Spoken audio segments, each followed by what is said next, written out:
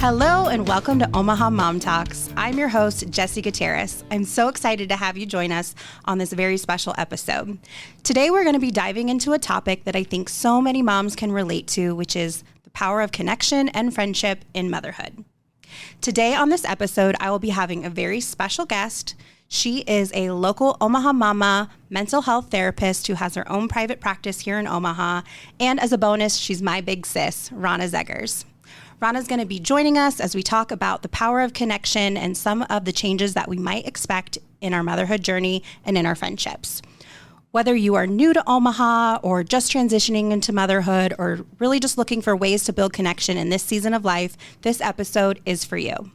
Thank you for joining us, and we hope you love this episode of Omaha Mom Talks.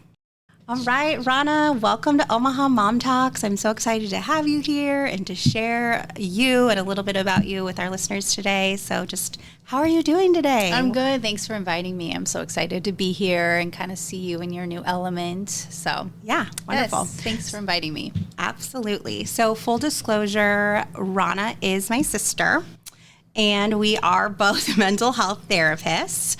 So I always joke that having two therapists in one family definitely says a lot about our family dynamics.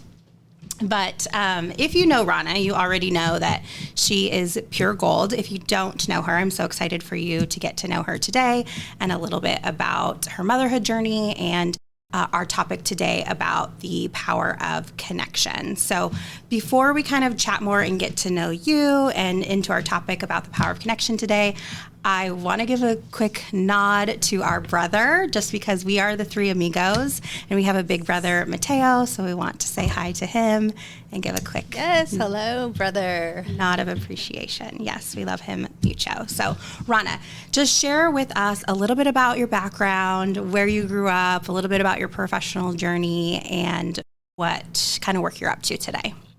So I am originally from California, the Bay Area. Spent a good 10 years there. And then our parents moved us to the smallest town of 1,000 in Pawnee City, Nebraska, very rural.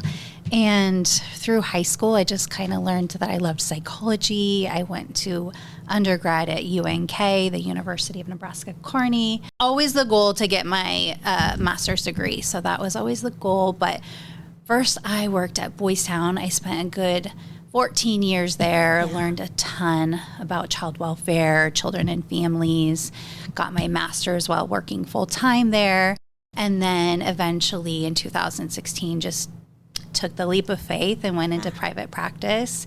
Awesome.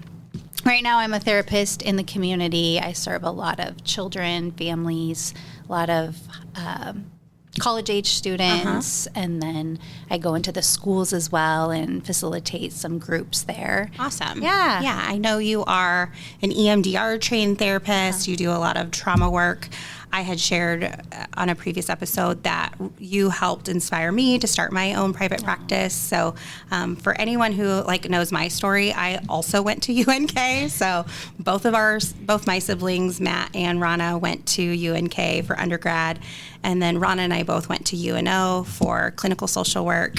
And then we both worked at Boys Town together, and now we're both in private practice. So I swear I'm not single white femaling, I just inspired. Thanks. Yes. Thank you. So not only is Ronna a wonderfully talented therapist, but you're also an amazing mom to two really cool humans, teens. I always love connecting with moms that have kids at different age ranges. Mine are 3 and 6.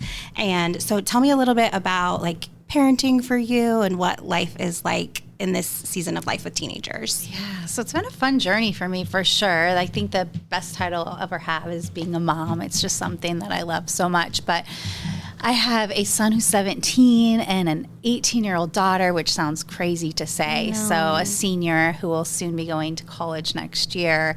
And they drive now. They're super busy. They're night and day. And I think right now the season for me is like backseat. And that's really hard. It's been a difficult transition for me to be the primary need. And then slowly I'm just kind of like there. They need you differently. They do, yes. And so it's a little bit of a loss when you think of grief and loss. It's a little bit of a loss, but I'm still needed just in different ways. And yeah. Well, you know what? I actually think that is really kind of ties into our conversation today about the power of connection and friendships in motherhood, because I think when our kids are so little, like in my stage of parenting, the demands are so high. They just need you all of the time, right? Like all hands on deck. And there is going to be a time in this season that you're in with teenagers where like friends kind of take the front row seat. You're a little bit in the back seat. Like you said, they still need you, but they need you less. And like, what a great time to really connect with your friendships and your passions and your things as an individual and a human that are important to you. So I think that is a good dive into our topic today, which is about this importance of connection in motherhood. So motherhood, is often described as very joyous and rewarding. And while it is that, it can also be very, very isolating and lonely. In fact, I was reading some research that said up to 90% of postpartum moms reported feeling very lonely after giving birth, and more than half of those reported feeling like they didn't have any close friends. And so I get it. Making mom friends is hard. Making friends in general is hard, but just as a human, it's hard, and especially in adulthood. But I do think that there's an added layer as moms where you're juggling, taking care of a baby or kids of any age, that work-life home balance, and then just in the middle of that, finding the energy to either make or sustain friendships. It takes a lot of energy, right? So Ronna, let's just first chat about, from your kind of expertise as a mental health therapist, why is connection just so important for humans, not just moms, but like for all of us? It's a good point. It's not just for moms. It's definitely all humans. I love this topic so much because prior to COVID, which we all lived through, there's just a global epidemic of loneliness. And it's not a feeling that people like to talk about. Sure. People almost feel shameful about being lonely. So the more we can talk about social connection, which is the opposite, we can get more ways to connect in the community. And ultimately, if you look at some of the studies, I really love the Harvard study because it's been out for so long. Research on social connection and happiness. And so one of the primary things that came out about that study and continues to go on is that social connection improves health and happiness. Yes. And so when you look at that, it decreases depression, it decreases anxiety, it improves the longevity of your life. And who doesn't want that? Yeah, we want to live longer and live healthier. Yes, yes. Especially as moms, because we want to enjoy our kids, right? Yes. Yeah. So the power of connection is so significant. The benefits are far significant that we need to be talking about it. Yeah. We need to be having some solutions to conquer that and really just kind of put ourselves out there. Yeah. Absolutely. Yeah. And I think that I'm just remembering this we went on vacation last summer, and sometimes when I'm on vacation, I am not as social with like strangers and meeting new people because I'm just like, I talk a lot at work and listen a lot, and it's very social. So sometimes at work, or sometimes on vacation, that's like my break from being social. And we were on this trip, all of us, our siblings and our kids, and our brother had read a study, and I cannot remember what study it was, so I'll have to fact check that. And he was sharing with us that having like micro interactions with new people is good for your brain health and actually increases the longevity of your lifespan. And so this guy was chatting it up with everybody, every worker, every random person we met. And it wasn't just like, hi, how are you? He was like, is this your busy season? Tell me about the kind of things that you do on your off time. Like he was building actual conversation, and it became like comical, but then it really did influence me of like, I can slow down and like talk to the Target cashier a little bit like longer, even if I'm in a hurry, and I can take a little bit more time to be intentional with having those social connections, knowing that it benefits others, but it's benefiting me too. Sure. Yes. Yeah. Those micro moments of social connections really do matter. Yeah. I think of even sometimes the smallest things that improve my mood when I go to the gym. I really don't like to talk to anybody. And there's a couple older ladies that will come up to me and they say, I'll ask how I'm doing. And I'll say, oh, it's prom season. We're looking for prom dresses. And over the Thanksgiving holiday, I ran into this older lady that I always see. And she doesn't probably know how much she inspires me for her showing up to the gym over the years. Activity. Yes. Mm-hmm. And she shared, her daughter was in town from Minnesota, and it was just so cute because she could introduce me to her cute. daughter. She was there. She was there, and I told her, you have such a beautiful mom. But what I loved about thinking about her and some other older people, they're not necessarily even my friends, but there's these little social connections throughout my life that kind of improve my mood for the day. So it is nice to have that quality friendship, but also to be engaged in the community with just a little bit of conversation goes a long way with our mood health. Yes. Yeah. So we talked about some of the benefits of social connection, and I want to chat a little bit more specific to motherhood and just how we navigate changes in friendships as moms. So we all know motherhood is like totally life-changing, right? Like our priorities shift, our amount of time that we have is limited.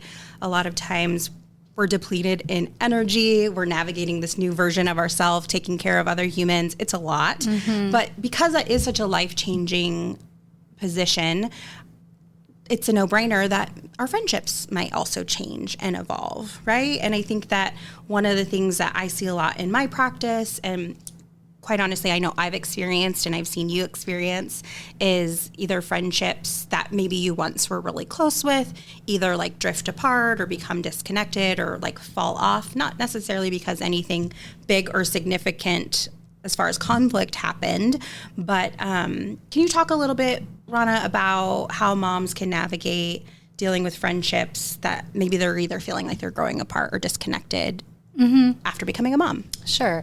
It is hard. I think it's important to be flexible, to be able to know that everybody is busy, but then also to be intentional. Mm-hmm. So two kind of key things, being flexible with the friendship, but intentional. How do I continue to nurture the relationship? How do I continue to cultivate this relationship that's so important to me?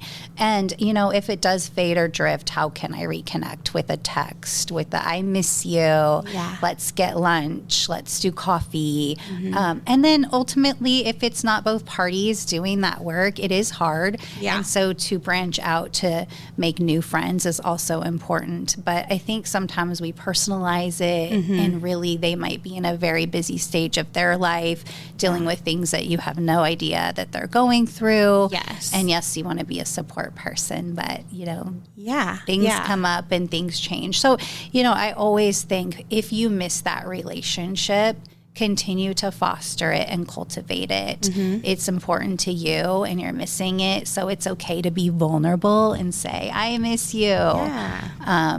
What works for you? What can we get on the calendar? Mm-hmm. So there are a lot of ways to be very intentional. Yes. And I think that I heard you say we can personalize it. And I think that really resonates with me, and I'm sure so many listeners, where I've had friends that at one point I was like, before we were moms, we could maybe talk on the phone 2 hours a day. We were hanging out every weekend, grabbing lunch, running errands together, and then your whole world shifts. And I know that I personalized, in my head, this narrative of maybe she doesn't want to be my friend anymore, or maybe she's just too busy, or maybe because we live on opposite sides of town, she's got her own new friends or whatever. But just because I was having those thoughts doesn't mean that they're true, right? Sure. They're stories that I created in my head, not based on fact.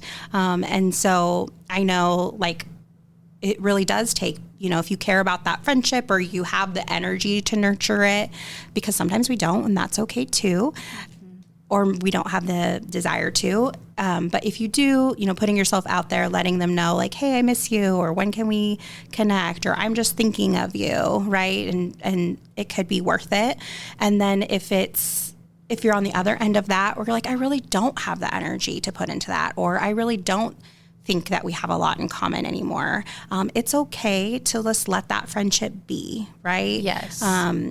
It doesn't necessarily mean that it has to be over period done. It may just mean that you're not as connected as you once were. Maybe you will be able to evolve it into something new and different, but it doesn't take away from the value of what that friendship was and how important to you it was at that time when you needed it the most. Yes. Yeah. Yes. I also wanted to ask you, Ronna, when you were in your early days of motherhood, what were ways that you sought out social connection or ways that you found like, oh, that felt really good, that you remember from those early days of motherhood? Yes. Well, my children are 13 months apart. So it's not the same as having twins, but I always say it's pretty darn close. Yeah. So it's a blur. But what I know is I was working full time and I had my 2 babies. And then my second child had a lot of medical issues. And so I went to work part time. And one of the things that I remember is there was people there I was working downtown at the National Research Hospital for Boys Town, and there was a couple ladies that are still my dear friends, but I kind of worked my way in. They were very good friends before I ever came, and so I had to really do some extra work to become their friend. Like, I hope they like me. Yeah. I like them. They're so great. And soon we began eating lunch every day. And I would just ask, can I sit with you guys for lunch? Can I come eat with you? And I also, just knowing you, that's out of your comfort zone. That is out of my comfort zone. I did not like doing it, but I thought they were, worth kind of seeing if we could become friends, at least have some mom banter. And then it became every day we would have lunch. Sometimes in the mornings when we would get there, we would walk down and get coffee at Creighton Hospital. And that just started off our day. And when you think of those small things that can just change the trajectory of your overall day, that social connection. And then also I would take the kids sometimes when I had them, I would take them to the library, and there was these little mom groups and activities. Yeah. So just some ways that you have to kind of get out of the house, be with some adults, but then you also have your children. So it is a delicate balance, but it can be done when you're very intentional about it and knowing like, I want that. I know you're really good about going to different things and play dates and you'll often, with you having littles now, you'll often just like, I'm going to say yes to some things too that are out of my comfort zone. I always say it's like for my sanity because so I, especially when my kids was my first, I would stay home a couple of days a week and then work at my practice. I try to navigate and balance that schedule where I have a little bit extra time with them, but I know I like emotionally don't feel well when I'm stuck inside all day. So I'm like, I wouldn't be a good full-time stay-at-home mom, because I love my work and I love what I do, but I do love the extra time with them. And so I learned I got to get out of the house with them. We have to go do an activity, and always before noon. And that is like my rule to all the moms that I work with, is like, try to get out of the house before noon, because most babies or toddlers are still taking naps. So that way you can get an activity in, get their energy out. You're out of the house. It's a new environment. You get yourself a little sweet treat, and then home for lunch and nap. And then it just breaks up the day. And for my own mental wellness, it is also good for me to, set up those play dates. I feel like we've done every like kids gym in town. There's so many good ones. But every, toddler story time, there's a lot of ways to try and make connections. So, I think a lot of people that I know, like on the mom groups online, I hear say like, how do you make mom friends? Like, it's so awkward. And so I do think that is like just something that's important for us to talk about. Like, we're not originally from Omaha, so we didn't grow up here, and had to make friends. And like we had said earlier, making friends at any age is hard, but as an adult, it's especially hard. And then when you have this kid in tow, it can like feel impossible. So I want to really just help, all the moms out there and reminding them that connection is possible. It might mean stepping out of your comfort zone a little bit, but let's just kind of talk about what are some practical tips for making mom friends. I think being very open-minded. It might not be the exact stage and age that you're in or season of life.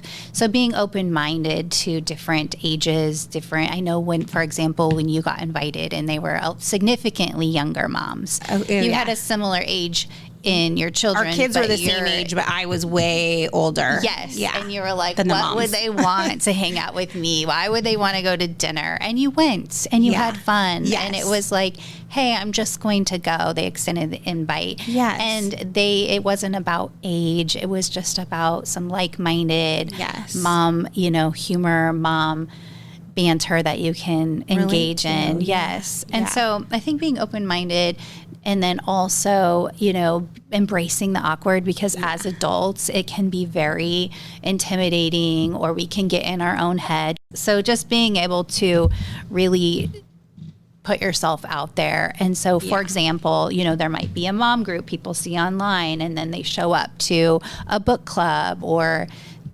supper club.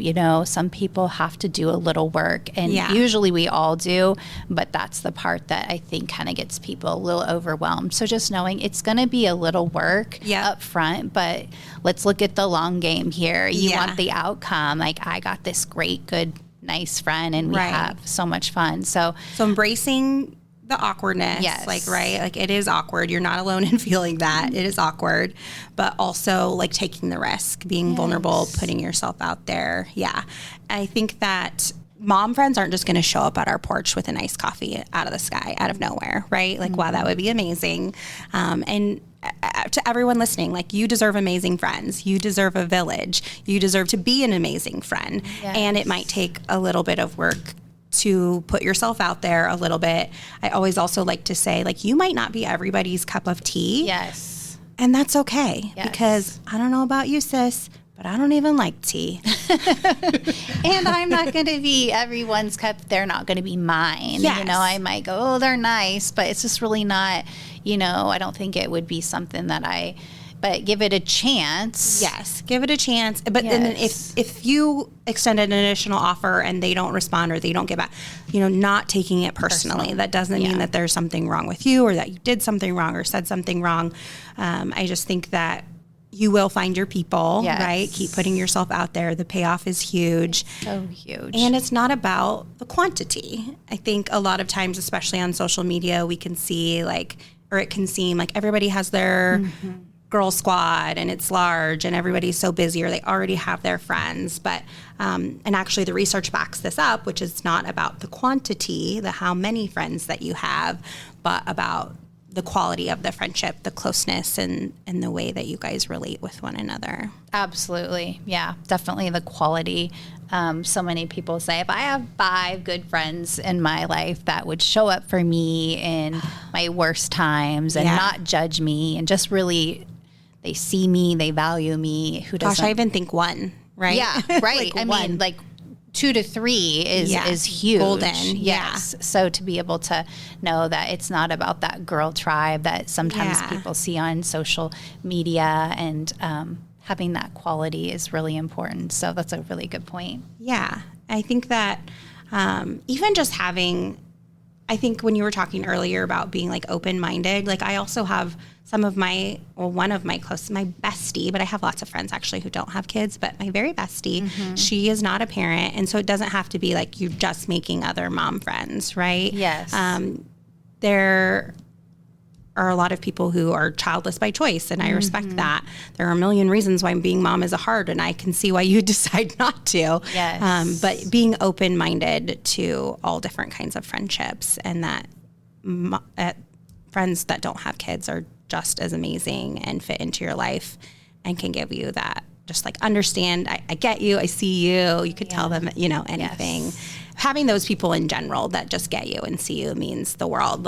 We're sisters, so it's different, but I can't tell you how many times we just call each other on the fly. Oh my God, I have to tell you this funny. And we blurt out some random thing that happened. We laugh. And it's okay, love you, bye. Yeah, gotta go. It doesn't have to be some long, even 10-minute, 20-minute conversation. Yes. It's just I'm sharing with somebody who I also know will think this is funny, or get why I'm frustrated, or get the dynamics, and then I can go about. And just that release, but that connection at the same time feels so good. It does. I love when I get a reel and somebody on Instagram. I'm not on a lot of social media platforms, but I love when I get a reel and when a good friend sends it to me, they just get me, because it's funny. Maybe it's a little sarcastic, unrealistic or out of pocket for like who I am, but they know that would make me laugh. Yes. So I just think sometimes they get your humor. Yes. Yeah. A meme, a reel. That doesn't always have to be that's that connection piece. It doesn't always have to be a long walk or a lunch or coffee or a night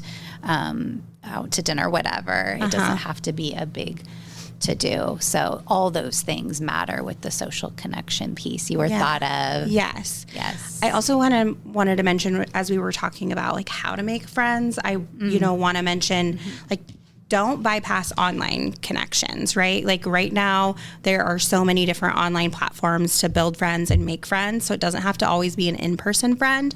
I know that when I gave birth to my youngest, who's 3, almost 4, there are groups on Facebook based on like the month and year that you deliver. So I'm like still in that group, February 2021 group. And, it's actually kind of cool because we've built this friendship together. These moms that we all gave birth around the same time, we are all going through a lot of the same life stages and transitions from like diapers to potty training to preschool, and so online friends are just as valuable. That connection still matters. So don't sleep on the online opportunities to connect with like-minded folks. Yes. There's a group out there for everybody. There really is. I mean, you could get involved in volunteering, your church. You could do, people meet online initially and then branch out to book club, running club. There's meetups that has all different avenues. If you like to knit, if you like to fish, there's so many different things. But being diligent and intentional about seeking that out, because people often, that's kind of the big thing, like kind of like dating, people will say they got to try a few things out and then, kind of see what works for you. If it's a group, a social group, if it's, I know you do like a supper club and you didn't originally have that. Just some things that you light up, they're on your calendar, you look forward to. So that's kind of how it all starts. But the initial startup is the work that putting you're yourself have out there. Yes. Right. Another tip that this is not an original tip, I heard this somewhere and I follow it, is if you meet up with a friend and you had a really good time, afterwards follow up with a text and just saying something like, I really enjoyed getting together with you, or, oh my gosh, our friends had so much fun, let's do it again. But doing it fairly soon after, just to let that person know, like, I had a really great time. And I do that just regularly now so people know, like, I love you and I love hanging out with you. Yes, right? yes. Because I'm not always available, but I want you to still think of me and invite me to things, even if I can't make it or I say no or we can't get a sitter. Like, I want you to know I genuinely appreciate and love when we do get together. Yes, that's that good, healthy communication. Yeah. Yes. Yeah. So let's talk about so if we have the friends, like, how do we maintain friendships once we have them or they're existing? Because we know mom life is super busy. We all have a to-do list, like, a mile long. It never feels like there are enough hours in the day. What are some ways that either you've done or you give advice to others on how to nurture friendships during the season of life of parenting?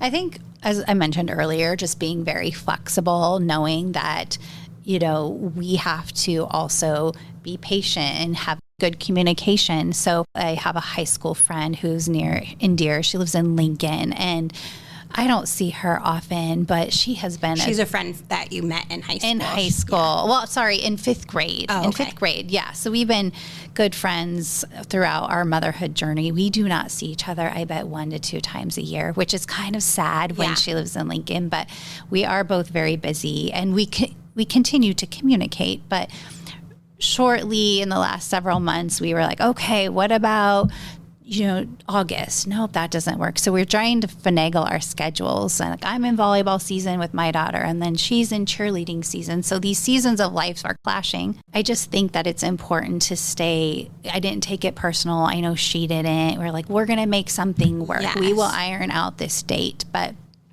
I think sometimes to be able to continue to not just say, oh, it's not going to work. You know, Yeah. like she doesn't care about me, or have this narrative that it's too much work. Yeah. Because we just got to finagle some things. Everybody has, some people work 2-3 jobs. Some Yeah. people are single moms. Some people are they're taking care of a loved one. There's all these different dynamics in people's life that have nothing to do with them putting us off. Yes. So cultivating it, nurturing it, having that understanding layer of, but when we talk about open communication, that would be great to say, I really do want to see you. If you're the person who has to keep backing out, Yeah. I have a lot going on, I want to make this work. And then you might have to do that. Okay, let me know what works for you. Let's get it on the calendar.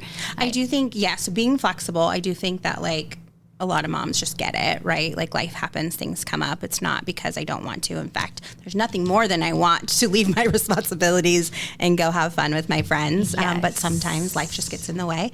And then the scheduling, I think, is so important. So you had touched on, and I was going to share. So after the pandemic, a group of my girlfriends, we created a monthly supper club where we once a month go to a new restaurant in Omaha that we've never been. And we all live in different kind of areas of town. So it's fun to like try out different restaurants. Maybe that's in your neighborhood or my neighborhood or somewhere different that none of us have been.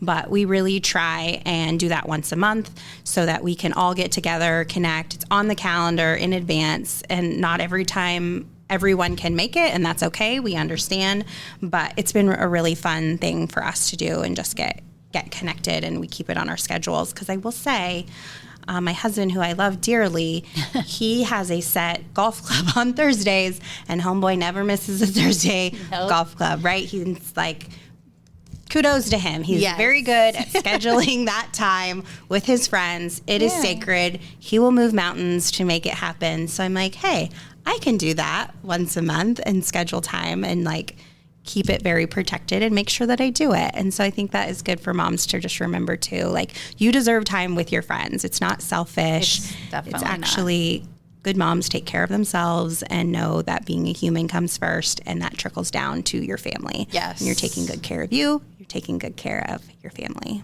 Yes. So when you think about, do you want to live a longer, healthier, happier life? Yes. These are huge components to, doing that. I want to have less anxiety. I want to reduce depression. I don't, it goes into other cognitive delays. So if you're more socially connected, you're going to decrease the risk of having cognitive delays or Alzheimer's. So there's just these profound benefits. Yes. So remind yourself when you need to do that self-care. Self-care is not selfish. I'm always preaching self-care, and that's a huge part of it. Yes. So being, open to when you're already zapped with energy, like this will actually fulfill my bucket. Yes. This will increase my mood. And then if you're finding that doesn't, perhaps just look at like the friend quality, because sometimes some people, we have vampire type friendships. I definitely do not. I just think that that's something that you don't want to be zapped. So just like if you're one of those people, be thinking like, oh yeah, I do feel more drained. That's not a good thing. Yeah. So branching out to some positive people that really fill your bucket. Yes, yes. The other thing that I want to mention that I try to do, so as a mom of 2 girls who are little, I am intentional on saying like, mommy's going out with her friends for dinner, or mommy's going to her friend's birthday party, or mom's going to this, kids aren't invited. And I do that because I'm modeling to them, like when they're older and they're women, if they ever choose to be moms or not, that they know like, oh, I remember my mom made time for her friends, or I remember my mom still had hobbies and interests, and that was incorporated into our life and something that we just always saw. Because I think that the generation before us, really just is like, my family is my everything, my whole identity. And I want to model to at least my kids, and that's my personal preference of like, no, I'm taking time for me, and that's good for me, which is good for all of us, and you can do that too. Yes. Because it would be much easier to lie to them and tell them mom's going to work. Yes. Because sometimes they're mad and they melt down when I say I'm going to dinner with friends, especially when they like know, you're going to go to see so-and-so's mom. I want to go, And I'm like, nope, this is a mom-only event. Yes, I love that. They know. Well, I think that, making that regular scheduled time, communicating, being flexible are all great tips. I also, I love the just idea of like texting memes or a lot of, I'm not into voice memos or voice notes, but a lot of my friends are, and that's the way like they stay connected, but also just like Instagram, Snapchat, right? There's all these ways that we can stay connected when we can't make the in-person time work that are still very valuable. Yes. Those little things, they do matter. And, when you look at the longevity of a friendship, if you are lucky to have those close core people, it's really wonderful when they show up for you in your worst times, your best times. I know recently when we lost our mom, a friend showed up at my door uninvited, unannounced, and she just had this beautiful care package. And it wasn't about the package, but it was just so thoughtful to show up. And she let me cry. She didn't judge me. And that's just something that's very priceless and beautiful. So for those who don't know, our mom unexpectedly died in July of 2024. So what is that, like 5 months ago, the time of this?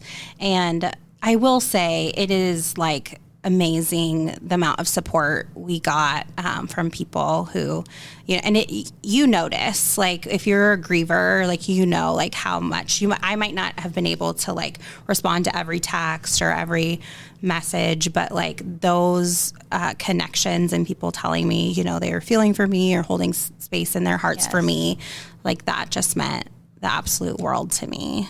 And I really do think that like your true friends show up in those moments for sure. Yeah. Well, in terms of friendships, Ronna, as we wrap up today, I want to know if you would like to declare who your best friend is. It will always be you. Okay. Jesse's 7 years younger. So when we grew up, I was out of the house quite a bit earlier, of course. So she was kind of like an only child for a minute. But then as we grew, she kind of watched my babies, and we just obviously, you'll always be my best friend. Well, you watched my babies too. So Ronna, when she had her babies, I was her live-in nanny.